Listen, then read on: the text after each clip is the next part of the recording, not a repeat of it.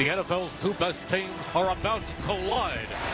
Hurts, he sneaks, he's pushed, and he's in. Touchdown. Back goes Mahomes. He's looking. It's intercepted. Down the far side is the Gene. Is in for a touchdown. Happy birthday, kid. Mahomes is back. He fires over the middle, and it's intercepted again. And the Eagles are in scoring position again. He's looking. He's firing. He completes it. Touchdown. This offensive line of the Kansas City Chiefs flat out cannot block the Eagles' pressure. Having this vision of just being the best that I can be, and that evolving over time into this desire and this flame inside to win. The Philadelphia Eagles have won Super Bowl 59. Trevor and Ryan back, and so will the Eagles be soon. They dominated the Chiefs in Super Bowl 59 last season. They're going to kick off the 2025 regular season on September 4th, hosting the Cowboys.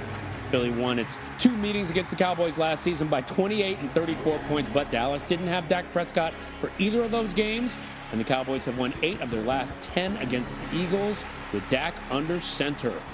The next night, the Chiefs start their quest for a 4th straight AFC championship. They take on division rival Chargers in Sao Paulo, Brazil.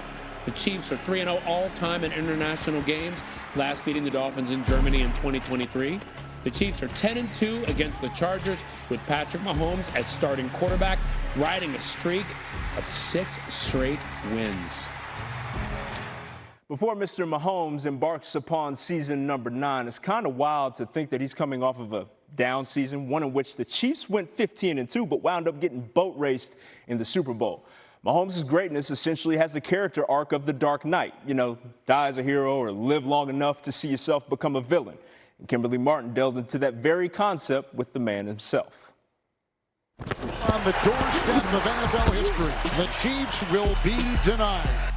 It's going to hurt for a while and hopefully motivate us to be even better. Each offseason, the goal is to win a Super Bowl. When you come off last year's Super Bowl, what's this offseason like as far as the preparation? You know, you always start back at 0. Winning it is obviously awesome because you get to enjoy the offseason. I think losing it, you get you a little bit more hunger that you want to come back and prove that that's not the way that we play football here in Kansas City. Last year, you came in as defending champs, back-to-back years, but you guys kind of get typecast as maybe like the villains. Feels like the haters kind of came out a little bit. Incomplete, and it will be a flag thrown on the play. There's Patrick Mahomes' fatigue at this point. Mahomes steps up, throws, and he got it. I would say you have a better understanding for the Patriots and their dynasty that they had. It's just, you start off as like everybody's favorite because you go out there and you're having fun, you're flying around, throwing the football everywhere and scoring a lot of points. And then you start winning, and as you start winning, people start to turn on you a little bit here, a little bit there, and you kind of become this villain. Personal foul, unnecessary roughness. NFL. Browns releasing quarterback Tyler Huntley ahead of tomorrow's roster cut down deadline. They are going to carry 4 quarterbacks heading into the season, including, of course, Shedeur Sanders. He did struggle on Saturday. A lot of talk about how the Browns handled him on Saturday, which led to this question to Kevin Stefanski. Can you address this sort of persistent narrative that you're trying to sabotage Shedeur Sanders, especially after yesterday and not putting him in for the 2-minute? Yeah, obviously, I don't concern myself with outside type of things, but I'm committed to his development, just like all of our rookies. So we'll continue to focus on getting our guys better, and that's what we'll stay committed to, and that's what's important to me. And they're going to need their best to start the season. 5 of Cleveland's first 6 opponents made the playoffs last year. The only one that did not, the Browns' Week 1 opponent, Joe Burrow, and the Bengals, who are going to be hungry. In just minutes, Adam Schefter, as we've been saying, joins the program live 10 days until the start of the NFL season. He's going to tell us if any of these big names have a new big deal prior to kickoff. Introducing the ESPN Bet Fan Center, where you can instantly link and bet on your fantasy team. Win the Super Bowl. If we don't win it, it's a failure. All this pressure builds up. No one's ever got 3. and you're winning, people look at you and are like, you're the villain. Cut the camera, please. It's an emotional game.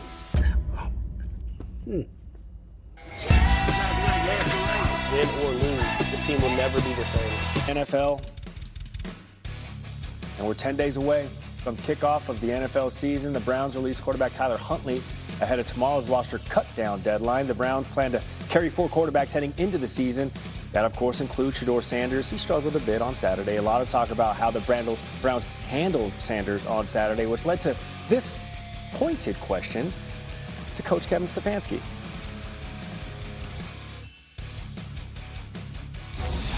Can you address this sort of persistent narrative that that you're trying to sabotage Shedeur Sanders, especially after yesterday and not putting him in for the 2-minute?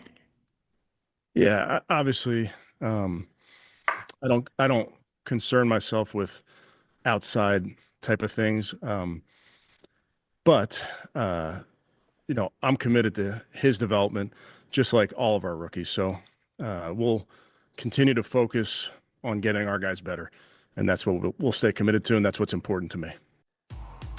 Well, whoever it is, they got to play their best ball at the start of the season, because we showed a graphic earlier. The Browns, their first 6 opponents, 5 of them went to the playoffs. The only one that didn't, their Week 1 opponent, who is the Cincinnati Bengals, as Mike Tannenbaum joins the program. Mike T, is it a mistake for Cleveland to carry 4 quarterbacks heading into the start of the season?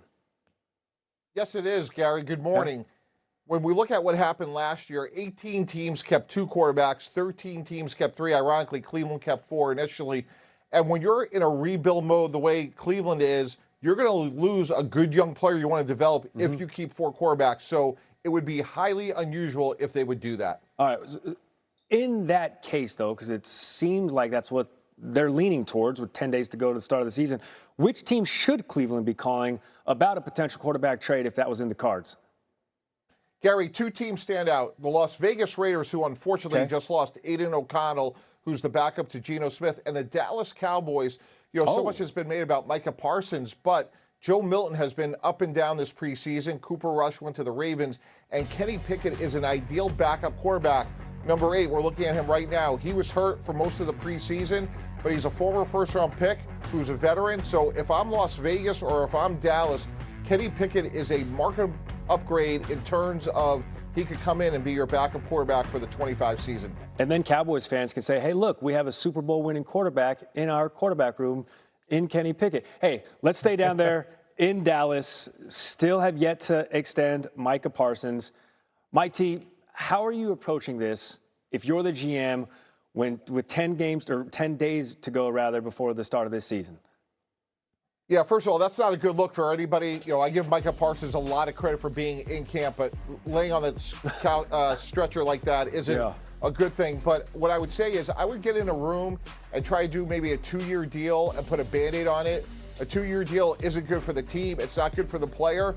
And sometimes the best compromises are ones where both sides walk away not feeling great about it, but this way he gets on the field for the season, cooler heads prevail, and then you revisit it in the offseason. Okay, a meet in the middle. We'll see. We're running out of runway.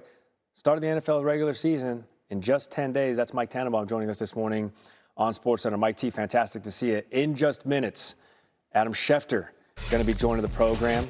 Will any of these big names seen on your screen right now have a new deal come kickoff? SportsCenter, rolling on.